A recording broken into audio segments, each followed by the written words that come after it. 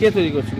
আমাদের এখানে আমাদের গ্রামের ছেলে পীযূষ সরকার বলে, তার সহযোগিতায়, আমাদের মেন সহযোগিতা উনি। তাছাড়া আমরা অনেক বন্ধু বান্ধব মিলে সহযোগিতা করছি হাতে নাতে। কতগুলো থার্মোকল লেগেছে? কম করে 70-80টা থার্মোকল লেগেছে। আচ্ছা, তো কত মানে সময়, প্রতিদিন কি সময় দিয়ে নিয়মিত? হ্যাঁ, প্রতিদিন রাত্রে কাজের ফাঁকে যে যেমন পারে সময় দেয় এসে। এটা কি শুধু মানে বিজেপি যারা করে সেরকম? না, ওই রকম কোনো ব্যাপার না। সকল সনাতন ভাইদের বলা হচ্ছে, বিশেষ করে আমাদের 22 তারিখে যে র্যালিটা বের করা হবে আমাদের হরিপুর থেকে, হরিপুরের পুরো রোড শোটা হবে। তো সকলকে বলছি, শুধু যে বিজেপি করে বলে আসবো বা তৃণমূল করি বলে আসবো না, এরকম কোনো ব্যাপার না। সকল হিন্দুদের বলা হচ্ছে, বা সমস্ত হিন্দু মুসলিম কোনো ব্যাপার নাই, সকলে আসবে, আমন্ত্রণ রইল, এইটুকুই। আচ্ছা, আর এখানে কি কাজ বাকি আছে এখন পর্যন্ত? কাজ রং এখনো পুরোপুরি ঠিক হয়নি, চেষ্টা করছি পুরোটা তার আগেই কমপ্লিট করার। আচ্ছা, এই কতটুকু লম্বা হয়েছে? লম্বায় মোটামুটি 7.5 ফুট মতো হয়ে যাবে। আর এই চওড়ায় প্রায় 8.5 ফুট, 9 ফুটের কাছাকাছি। কি নাম তোমার? আমার নাম কাকন হালদার। কতজন মিলে করছো? কতজন আসছে? আছি আমরা, ক্লাবের ছেলেবেলে আছে, অনেকজনই আছে। এই জায়গাটার নাম? এই জায়গার নাম হরিপুর স্মৃতি কলোনি। বিশেষ করে হরিপুর রোড ঘোরা হবে।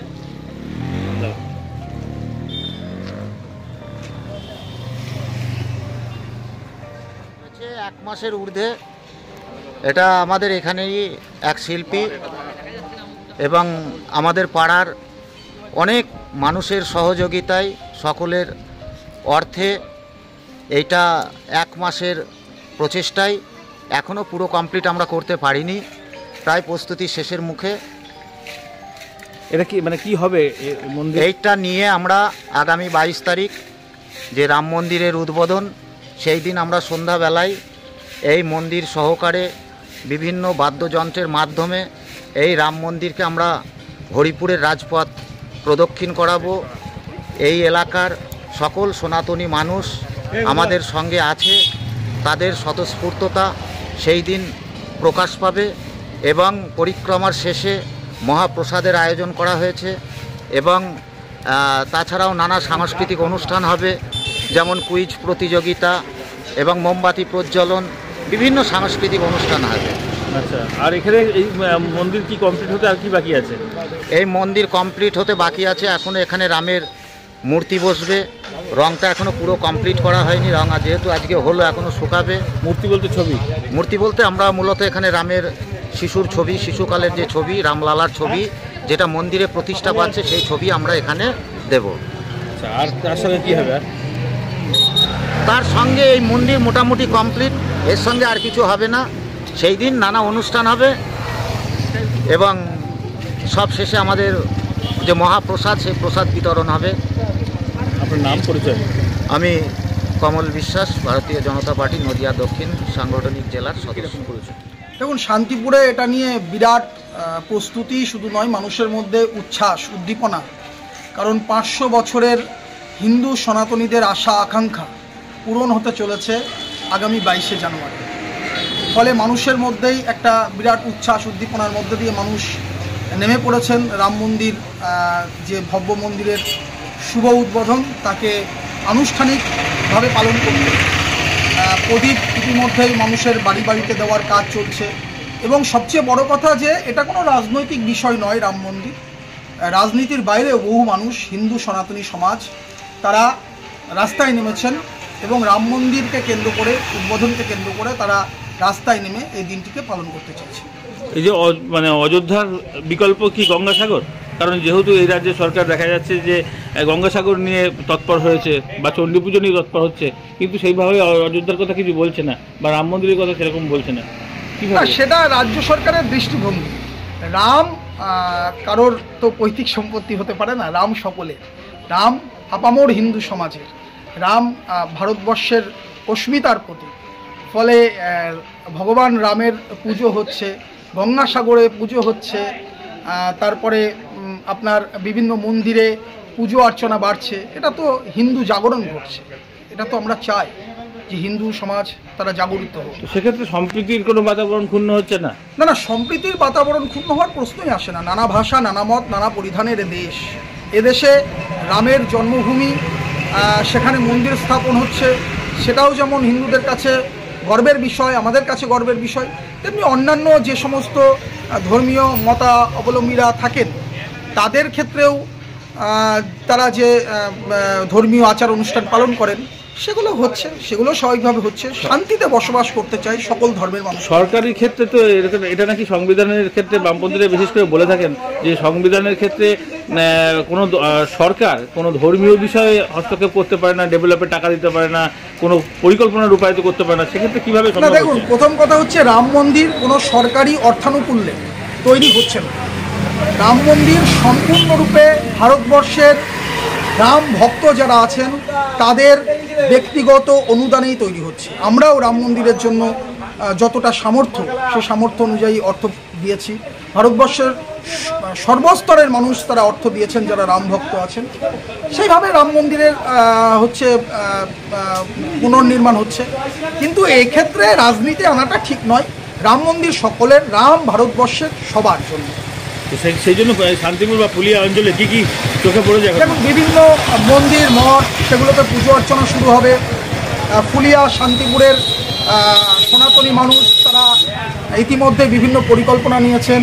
তারা বিভিন্ন জায়গায় শোভাযাত্রা হবে, পুজো অর্চনা হবে, হোমযজ্ঞ হবে, গীতা পাঠ, ধর্মীয় আচার অনুষ্ঠান, সাংস্কৃতিক অনুষ্ঠান এবং হচ্ছে বাড়ি বাড়ি প্রদীপ জ্বলবে। অকাল দীপাবলিতে ভাসবে শান্তিপুর সহ গোটা ভারতবর্ষ। আমরা তাকিয়ে আছি এই দিনের অপেক্ষায়। আমাদের অত্যন্ত গর্বের দিন যে আমরা এমন একটা জেনারেশন, যে জেনারেশনটা দেখতে পারলাম যে রাম মন্দির প্রতিষ্ঠা হলো। এই দিনটির জন্য অনেক হিন্দু তারা রক্ত দিয়েছেন, তাদের রক্তের মূল্য আজকে আমরা পাচ্ছি। আপনার নাম? চঞ্চল চক্রবর্তী, সহকারী সভাপতি, শান্তিপুর মহিলাদের মিটিং। কিন্তু আলোচনা শুনে মনে হচ্ছে যেন নির্বাচনী খুব এগিয়ে এসছে, নির্বাচনী সভা হচ্ছে। কি বলবেন এই বিষয়ে? না, নির্বাচন তো এগিয়েই এসছে, এটা তো বলার কিছু নেই।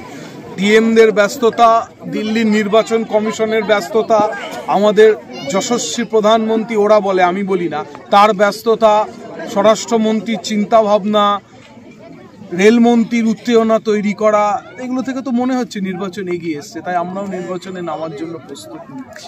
আগে যে কোনো আলোচনার ক্ষেত্রে দেখা যেত স্থানীয় সমস্যা বা রাজ্যগত বা জেলাগত বিভিন্ন রাজনৈতিক আলোচনা এরকম ধরনের হতো। এখন বেশিরভাগ ক্ষেত্রেই দেখা যাচ্ছে সেই ঘুরে ফিরে রাম মন্দির কিংবা পুজো কিংবা ধর্ম এই সমস্ত নিয়েই। তার মানে কি কোথাও মনে হচ্ছে যে ধর্মের বিরুদ্ধে লড়াই করতে গিয়ে ধর্মকে হাতিয়ার করতে হচ্ছে আপনাদের? ধর্মের বিরুদ্ধে তো লড়াই আমরা করি না। ধর্মের বিরুদ্ধে লড়াই হয় নাকি? না, বিজেপি যেমন ধর্মকে ব্যবহার করছে আপনাদের কথা অনুযায়ী, তাহলে আপনারাও সেইটা খণ্ডন করছেন ধর্ম দিয়েই। আপনার কথাটা শুনে ভালো লাগলো যে গণতন্ত্রের চতুর্থ মাধ্যম মিডিয়া আজকে জেগে উঠেছে, কথাটা বলছে যে বিজেপি ধর্ম নিয়ে লড়াই করছে। আমি এটাই বলতে চাইছি, ওরা ধর্ম নিয়ে লড়াই করছে, ধর্মকে বিক্রি করে লড়াই করছে। সেই জায়গাটাই আমরা বলতে চাইছি যে ধর্ম রাজনীতির বিষয় হতে পারে না। ধর্ম এবং রাজনীতি দুটো একসাথে বাসস্থান চিরকাল গড়ে তুলেছে, কিন্তু তারপরেও ধর্ম রাজনৈতিক এজেন্ডা হতে পারে না। যদি ধর্ম রাজনৈতিক এজেন্ডা হয় তাহলে সেটা কখনোই মানুষের উন্নয়নের কথা বলবে না। তার কারণ হচ্ছে মন্দির, মসজিদ, গির্জা, গুরুদ্বারা, এটা নিয়ে ভারতবর্ষ, এটাকে খণ্ডন করার কোনো জায়গা নেই। কারণ মনে রাখতে হবে যে অমরনাথ যখন প্রথম দর্শন দেন তখন তাতে প্রথম পুজো কিন্তু আর্মি করে, তার জাত কিন্তু বিচার করা হয় না যে তিনি হিন্দু না মুসলিম না কোন জায়গা থেকে উঠে এসছে, উঁচু না নিচু, কোন জাতের, এটা বিচার করা হয় না। ঠিক তেমনি যখন বোম্বেতে, মহারাষ্ট্রে যখন মসজিদের কোনো কাজ করা হয় তখন চাদর চড়াতে সবাই যায়, বিচার করা হয় না। আমরা তো এটাই বলতে চাইছি যে ভারতবর্ষের রাজনীতির লড়াই হওয়া উচিত উন্নয়ন, বেকারত্ব, বিশ্বে ভারতবর্ষের খাদ্য সূচক, বিশ্ব অর্থনীতি, এগুলো নিয়ে আমাদের চিন্তা ভাবনা হওয়া উচিত। আমাদের মন্দিরকে আমরা ভালোবাসি, আমরা মসজিদকেও ভালোবাসি, আমরা গুরুদ্বারকেও ভালোবাসি। যদি শুধুমাত্র মন্দির নির্ভর কথা বলতে হয় তাহলে ভারতবর্ষের বুকে এত মহাত্মারা এসছেন, তাদের কথা মিথ্যে হয়ে যাবে, তাদের কথা ভুল হয়ে যাবে, মা শারদার কথা ভুল হয়ে যাবে যে আমি রহিমেরও মা, আমি রামেরও মা, এ কথা ভুল হয়ে যাবে। এগুলো বুঝতে হবে। ধর্ম সবসময় আমাদের হৃদয়ে থাকবে, ধর্ম কখনো রাজনীতির বিষয় হয়ে উঠতে পারে না। একজন প্রশাসক তিনি মন্দিরের উন্নয়ন করবেন, তিনি মসজিদেরও উন্নয়ন করবেন, তবেই তো তিনি প্রশাসক। আমরা এটা বলতে চাই। যখন ওদিকে গীতা পাঠ হচ্ছে তখন এদিকে শোনা যাচ্ছে চণ্ডীপাঠের কথা, মানে এদিকে মানে আপনাদের কাছে। আবার যখন ওদিকে অযোধ্যা উদ্বোধনের তোড়জোড় চলছে তখন আপনাদের গঙ্গাসাগর নিয়ে আপনাদের আলোচনা। তো এ থেকে মনে হয় না কি যে এই একই দিকেই যাচ্ছেন না? গঙ্গাসাগর মেলাকে আমরা তৈরি করেছি প্রচুর আগে থেকে, মমতা বন্দ্যোপাধ্যায় তৈরি করেছে। কপিল মুনিকে কি বিজেপি জন্ম দিয়েছে? তাহলে এই কথাগুলো বলছেন কেন? কুম্ভ কি ভারতীয় জনতা পার্টির করা? অটল বিহারী জির জামানায় কুম্ভ হয়নি, নরসিমা রায়ের জামানায় কুম্ভ হয়নি, ইন্দু কুমার গুজরালের সময় কুম্ভ হয়নি, মনমোহন সিং এর সময় কি কুম্ভ হয়নি? নাকি আজকে নতুন করে ভাবতে হচ্ছে? এগুলো আমাদের বারবার বুঝতে হবে। আমাদের চণ্ডীপাঠের কথা বলা হয় প্রত্যেক বছর, চণ্ডীপাঠ তো দুর্গাপুজোর সময় হয়। আপনারা শাস্ত্র দেখুন, মহা অষ্টমীর দিন সপ্তশতী মহাহোম হয়, সেখানে চণ্ডীর 14টি অধ্যায় পাঠ করে আহুতি দেওয়া হয়। আমি নিজেও একজন যাজ্ঞিক হিসাবে উপস্থিত থাকি সেখানে। এগুলো তো আমাদের ধর্মে আছে, ওরা আমাদের বলে দেবে। ভারতীয় জনতা পার্টি আমাদের ধর্ম শেখাবেন না, এটা হতে পারে না। এটা নদিয়ার মাটি। প্রত্যেক বছর কালী পুজোর সময় যেমন চণ্ডীপাঠ হয়, দুর্গাপুজোর সময় মহা অষ্টমীর দিন চণ্ডীপাঠ হয়। এটা তো নিয়ম, এটা আলাদা করে করার কিছু নেই। লক্ষ্য কণ্ঠে গীতা পাঠ, এটা নিয়ে আমাদের কোনো বক্তব্য নেই, এটা নিয়ে আমাদের কোনো ভাববারও বিষয় নেই। আমরা আবারও বলবো যে যেটা শঙ্করাচার্যরা বলছেন, এতদিন বলা হচ্ছিল পুরীর শঙ্করাচার্যের কথা। আপনি ভাবতে পারেন যে একজন শঙ্করাচার্যকে বলা হচ্ছে তিনি কংগ্রেসি শঙ্করাচার্য? শঙ্করাচার্য তৈরি হওয়া কোনো স্বাভাবিক কথা নয়। এটা যন্ত্রতন্ত্র মন্ত্রবিদ্যা, এগুলো নিয়ে একজন শঙ্করাচার্য হয়। শঙ্করাচার্যরা তো সনাতন ধর্মের কথা বলবেন, সেটা নিয়েও আজকে শঙ্করাচার্যের মতো পদ, শঙ্করাচার্য কিন্তু কোনো ব্যক্তি নন, একটা পদ। আজকে পীঠাধীশ নিশ্চলানন্দ সরস্বতী সম্পর্কে এই কথা বলা হচ্ছে। এরপরে আমরা কোথায় যাচ্ছি? আমার তো মনে হচ্ছে আমরা কোথায় পৌঁছবো এরপরে। তার মানে তার বিরুদ্ধে মুখ খুললেই তিনি কংগ্রেসী। তবুও ভাগ্য ভালো, বলা হয়নি তিনি নবীন পট্টনায়কের লোক, তাই বলেছেন এই কথা। আমাদের ভাগ্য ভালো, তিনি যেহেতু পুরীর, তাহলে উনি বলেননি যে নবীন পট্টনায়কের শঙ্করাচার্য। এটা আমাদের ভাগ্য ভালো। মমতা বন্দ্যোপাধ্যায়ের দল তৃণমূল কংগ্রেস লড়াই করছে উন্নয়নকে সঙ্গে নিয়ে, উন্নতিকে সাথে নিয়ে এবং সম্প্রীতিকে পাশে। মুখ্যমন্ত্রী বলছেন 22 তারিখে সংহতি যাত্রা, তো সেই 22 তারিখেই করা কেন? ওই যেমন ভাবে ঠিক ছুটির আবেদন করা হচ্ছে, ওরা 22 তারিখে ছুটির আবেদন করছে, যেমন তেমন ধরে নিন সেরকম 22 তারিখেই সংহতি যাত্রা করছে। আপনার শান্তিপুরে কি কি আয়োজন আছে? আমরা যেমন দলের নির্দেশ থাকবে সেইভাবে আমরা দলের নির্দেশ মেনে শান্তিপুরে দলীয়ভাবে যে কর্মসূচি নেওয়ার আমরা। আর তার মানে এই বিষয়টা কেমন ভাবে দেখছেন? এই যে সন্ধ্যাবেলা প্রদীপ জানালো, প্রত্যেকে জ্বালাবেন, বিভিন্ন জায়গায় পুজো হোম যজ্ঞ হবে, এটা আপনারা কিভাবে দেখছেন? দেখুন, বহুদিন আগে যখন করোনার সময় মাননীয় প্রধানমন্ত্রী বলেছিলেন থালা বাজাতে, অনেক আপনার মনে আছে কি না, সুব্রত মুখার্জিও বোধহয় বাজিয়েছিলেন, আমাদের দলের মন্ত্রী ছিলেন, প্রয়াত হয়েছে, মহান নেতা। তার মানে কি উনি নরেন্দ্র মোদীর পক্ষে? নিশ্চয়ই নয়। রামজির মন্দির তৈরি হচ্ছে, রামলালার মূর্তি এসেছে, সেখানে কেউ প্রদীপ জ্বালানো মানেই কি ইভিএম এ বোতামটা পদ্মফুলে পড়বে?